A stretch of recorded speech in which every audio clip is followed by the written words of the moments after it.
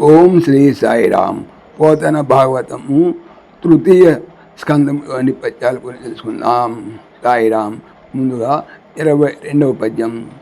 అని ధర్మబోధమునన్ పలికిన మాటలు చెవుల నెడమి కృష్ణుడు విదురున్ ఘన నీతిమంతుడున్ పిలువన్ పనిచిన చనుదించి గురు సభాస్థలమునకున్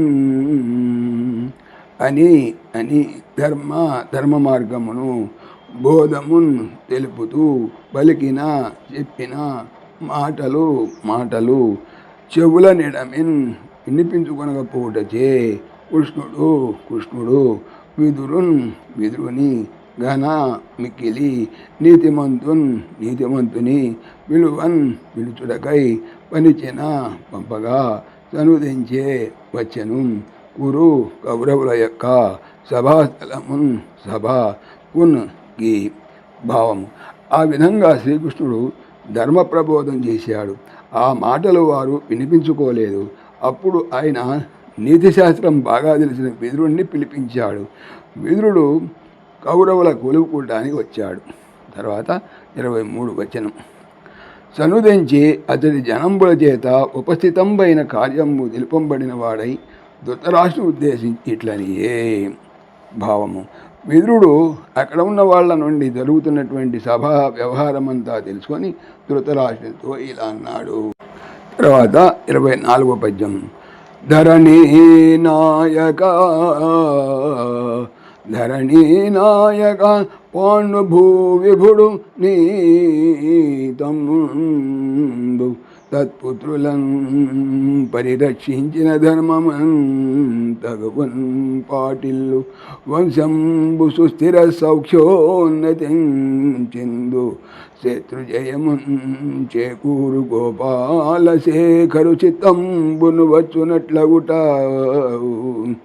గౌరవ్య వంశాగ్రణీ. ధరణి నాయక రాజా, పాండురాజు నీ యొక్క తమ్ముడు అతని కొడుకులను బావుగా రక్షించినచో ధర్మమును తగవునన్ న్యాయము పాటిల్లున్ కలుగును లేదా సిద్ధించును. వంశంబు కులము చక్కని స్థిరత్వమును సౌఖ్యమును ఉన్నతిన్ పెంపుదల పొందును. శత్రువులపై జయమును చేకూరు కలుగును. గోపాలశేఖరున్ కృష్ణుని చిత్తంబులున్ అనుకొన్నదియు వచ్చును జరుగును. అట్లు ఆ విధముగా జరుగుట మంచిది. కౌరవ్య వంశాగ్రణి ధృతరాష్ట్ర. భావము. ఓ ధృతరాష్ట్ర మహారాజా, పాండురాజు నీ తమ్ముడు కనుక ఆయన కుమారుల్ని సంరక్షించటం ధర్మము న్యాయము. కాబట్టి కురుకుల చూడమని మీరు ఇలా చేస్తే మీ వంశం శాశ్వత సుఖ సంపదలతో వర్ధిల్లుతుంది. మీకు శత్రు విజయం లభ్యమవుతుంది. గోపాల శిరోమణి కృష్ణుని మనస్సుకు ప్రియం కలిగించినట్లు కూడా అవుతుంది. సాయిరామ్. ఓం దాశరథాయ విద్మహే సీతావల్లభాయ ధీమహి తన్న రామ ప్రచోదయాత్. సర్వం శ్రీ రామార్పణమస్తు. జై శ్రీరామ్. జై శ్రీరామ్. ఆత్మీయులకు మనవి, ఈ ఛానల్తో పాటుగా అనంత మహిమల శ్రీ సత్యసాయి అనే ఛానల్ మరియు లెర్న్ భగవద్గీత లైవ్ గీత అనే భగవద్గీత ఛానల్ను స్వామి నా చేత చేయించున్నారని మనవి చేస్తున్నాను.